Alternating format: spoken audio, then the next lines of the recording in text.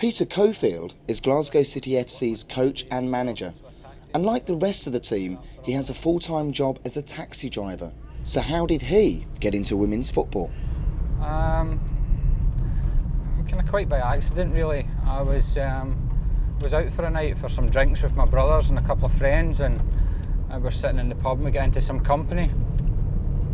And someone in the company happened to know that I had an SFA coaching licence, and their daughter played football for Monkland's under-16s, who didn't have a coach at the time, and he asked would I be interested in getting involved or even just going along a few times and doing some coaching with them.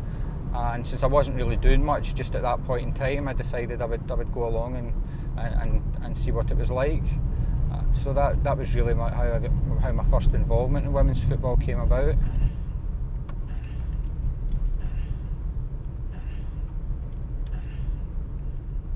I think probably taxi driving's more grueling.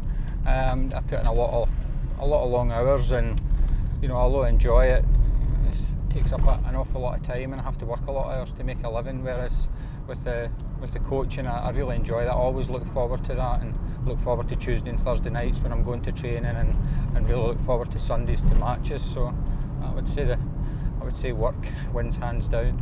You've coached both men and women's football. What are the major differences? Principally their attitude, just to coaching in general.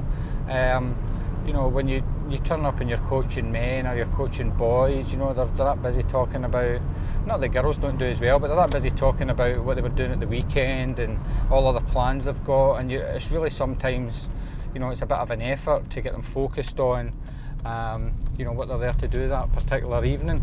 But with the girls, it was as soon as you turned up, they were all there, they were all ready, they were all enthusiastic about doing what they were doing, they all wanted to learn, they were attentive, and I was just, from a coach's point of view, that was just great, because you could put your points across, and you knew that they were going to listen to you and take them on board. And whereas particularly with men, they tend to have probably a kind of bit of a know-it-all mentality, where no matter what kind of coaching you do with them, it all goes out the window at the weekend, and they just revert back to the same way they always played.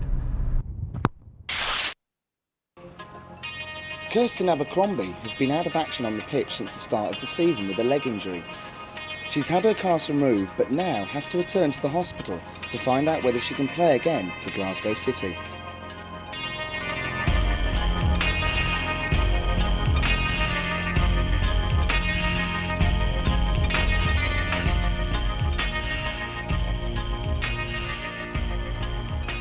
So you've not played football properly for a year and a half then? For a year. August was the last time I played. August was the last time I played. And you've always been sore in the same spot, haven't you? Mm-hmm. And it's been a bit swollen? Slightly, not excessively. Have a look at your feet, take off your shoes and socks. What have we done to you so far? We put you in a plaster for 9 weeks. 9. Is it 9? That's long enough for any person, isn't it? Does that make you any better? No. Not even temporarily? No. I hurt my leg about 2 years ago in a pre-season game. It was just a friendly, and it wasn't particularly serious at the time, but over the season it's got progressively worse, and today I was at hospital to find out how we're carrying on with that. She looks a bit flat when she stands, but she's tender right there. Has this always bothered you? No, just since a tackle about 18 months ago. Right. Well, after the plaster was taken off and it was still painful, today we saw a podiatrist who is going to make specially designed orthotics to try and protect the bone that's injured in the meantime, whilst I wait for an operation to get the bone removed. That could certainly be protected. Just bring an EVA up and protect that. Would you be able to play sport in that though? Yes. It's really frustrating to not be able to play football. I still go to every training session, watch every match, so having to watch the team week in, week out and not be able to be a part of it, it's quite hard to watch. It would be nice to say we could do an operation which will sort you and make you all better. It's not, there's no guarantee. It's not like buying something Comet, and if it doesn't work you take it back. Just got to stay positive. They've tried many forms of treatment obviously, and they've not come up with any answers yet, but I think it will eventually get fixed, it's just a matter of time. He's going to try and make you something which will allow you to do sport. Meanwhile, That mean I can run on it? he's hoping. We're going to try. We can only try. Well, before the appointment I was quite nervous and agitated, more than anything just because I knew one way or the other I wouldn't get a definite answer or the answer I was wanting to hear, and that was making me a little anxious beforehand. I was wondering if there's any other investigation we could do. Well, Other than MRI. I mean, it's not going to tell you anything you don't know. No. It will confirm what we already know. Right, okay. Yeah. Follow that man. Yes. We've made a decision, we're going to do something. Kirsten was at the hospital during the week there, I think Thursday, to get her cast removed and let the consultant have a look at her and see what progress she was making. So I think there was a bit of disappointment there that they don't believe that the cast has really solved the problem and that she may have to require an operation. But she was pretty down about it, and I can understand why. She's missed a whole season through injury, and that's always depressing for anyone. It is for the doctors or consultants to say whether she's going to be fit enough to play. We can just really kind of give her every encouragement and try and keep her spirits up. It must be pretty depressing for her, but really those kind of things are totally out of my hands. Kirsten has had to have a cast taken of her foot so she can be fitted with a support.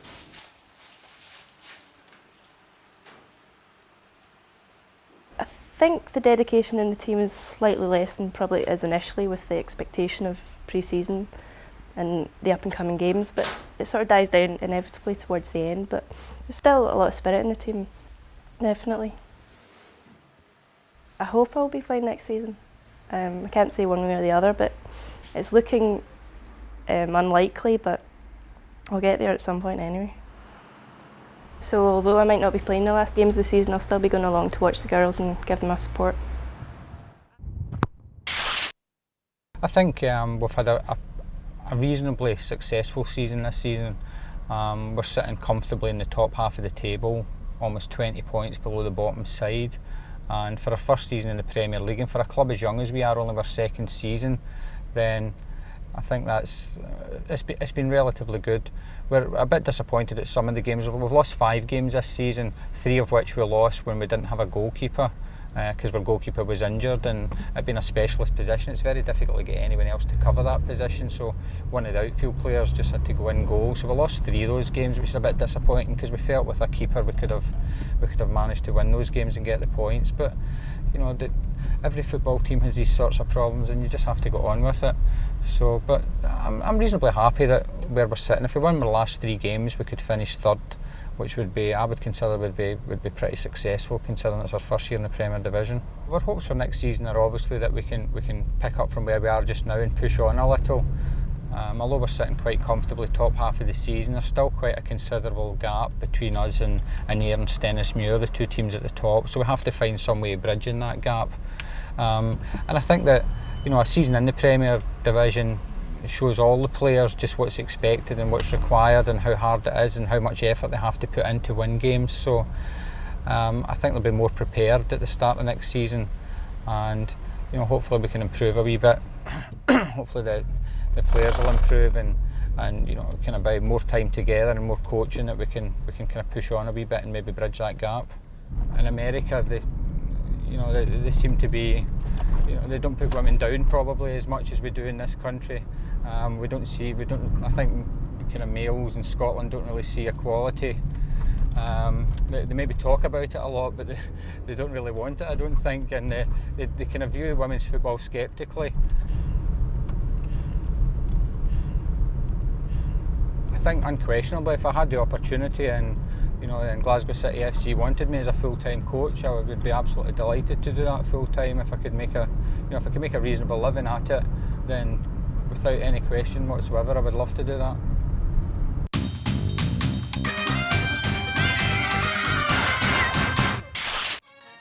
I'm just the sun's shining, and what a better day for Glasgow City FC to play a friendly against Hamilton. Well, it's after 12:30. People are getting fined because Cara and Laura are supposed to be here to let us in so we can get ready for the game today. We're playing Hamilton Academical in a friendly. So we're just waiting for everybody coming. So hopefully they'll be here for the game and hopefully we can get in here because we've been waiting for hours.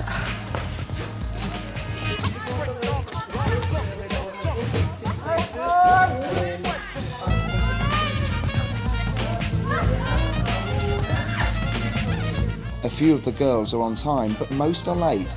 It looks like they'll be fined.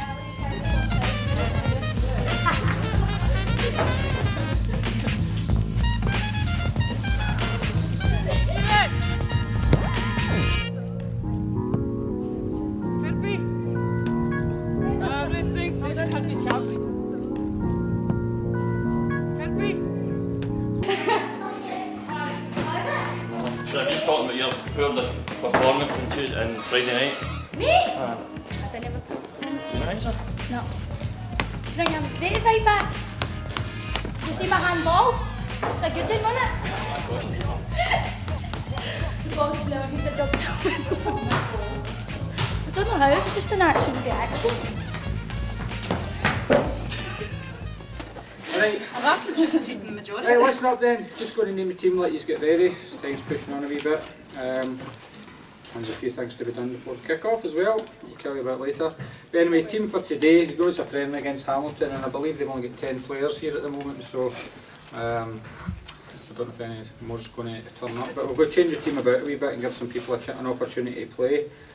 So in goals will be Jan, right back will be Caroline, left back's Lorna, centre backs will be Mo Sims and Kath O'Donnell.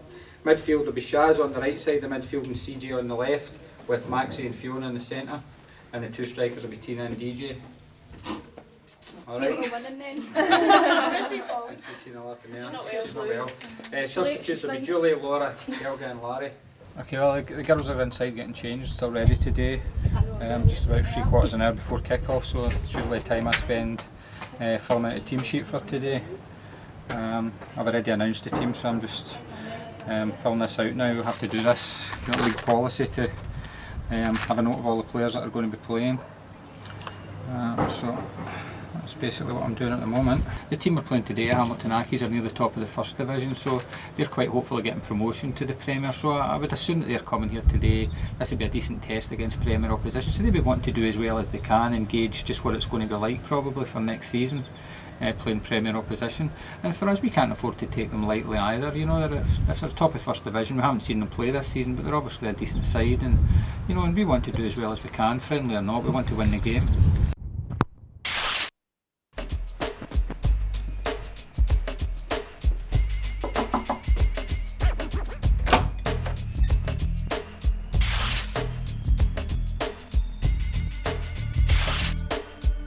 I've just got to check my equipment, that I've got everything, and then I'll go into both dressing rooms to make sure that the girls today have nothing offensive to themselves or that can endanger themselves, as in jewellery, and just check their boots and shin guards, and then they're then ready to proceed with the game.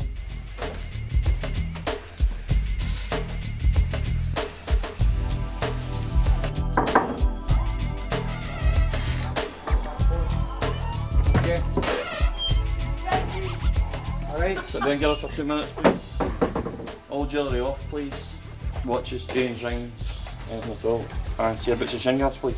Okay. That. Oh! Yeah. Yeah. Yeah. Yeah. Okay, so just remember what we've been saying, it's 90 minutes here, the 90 minutes of the game is there to be won, so we need to be concentrated, be working hard. Remember, try to be positive in my communication. Okay, don't let people's heads go down by criticising any bad passes. We're all capable of making a bad pass. Enjoy your game, girls. Thanks. You too, referee.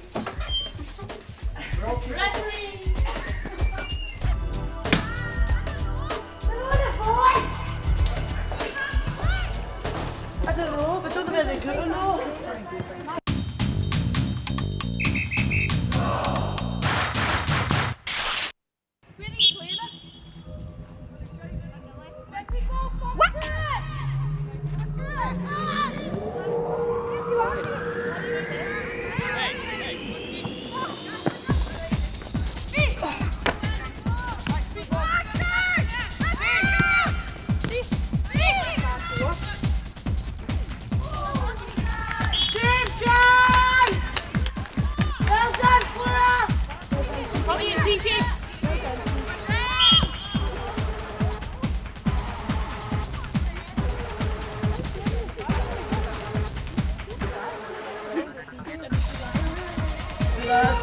play this game.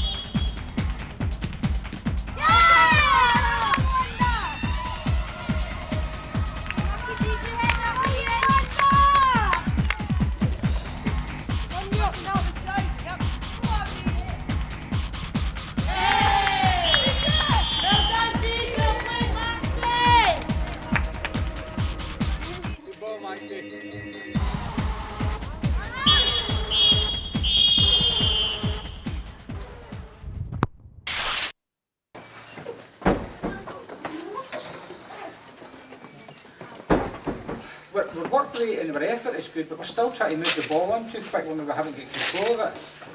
No, we've got a few people that are bringing the ball down, trying to bring people in round about them. But we have to all be doing that. We have to all be getting the ball down and trying to play the passes shorter. We've worked a few good moves down the left where our inter-passing has been good and people moving off the ball, but we have to do that all over the pitch.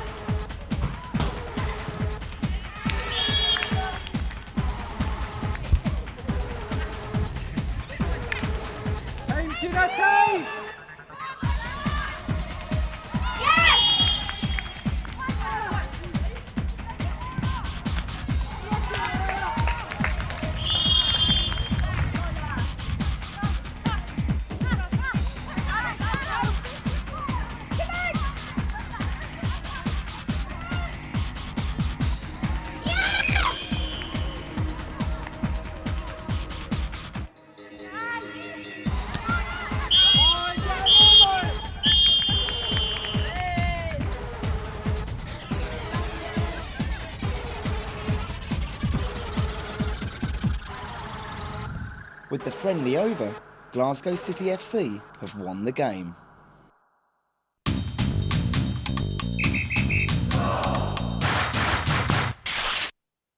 It's the Saturday after last week's friendly, and with no match tomorrow for a change, the team have a night off. Tina Cameron has arranged for a barbecue with her friends. However, her housemate Natalie has made a discovery.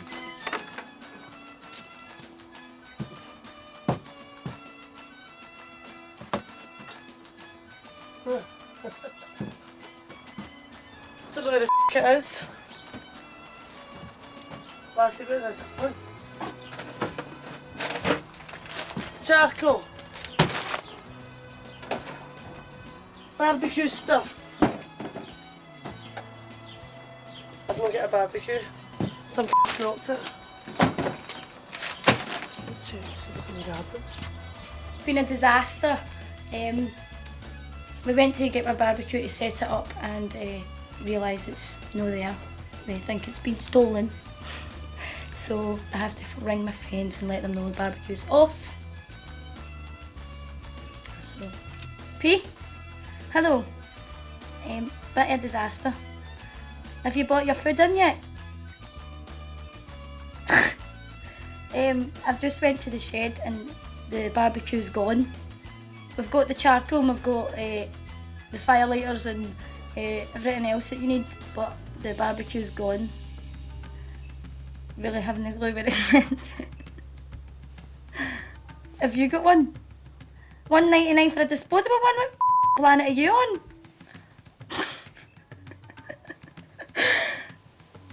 No, I don't think so. Right, we'll get a try. But have you got the food? I'll phone Mary and see. Right, if she's not got the food, then we'll need to cancel. And we just need to have a drink instead. Damn. Right, so I'll go and phone her. Right, okay. Bye. My friends are not very helpful at all. Right. Plan B. What was plan B? Alex! They're telling him. Say hi. Oh. Hi. This is Alex's new jeans. And a bottle of wine. Me and Natalie share this house. It's actually her mum's, but her mum's moved to Germany. So instead of her selling up the house, because the contractor her dad's on, they could come home at any time.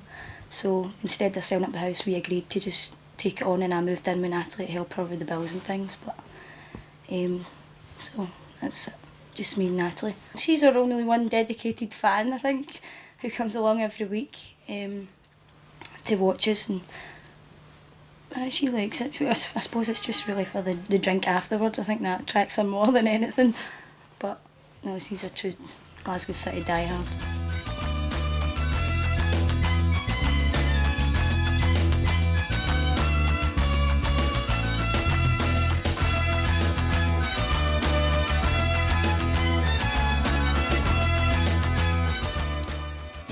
What we're going to do now is barbecue's off.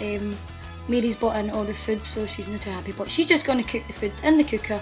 We're going to have a few drinks, well, lots and lots and lots of drinks, get really drunk, go out to the pub. So, see ya.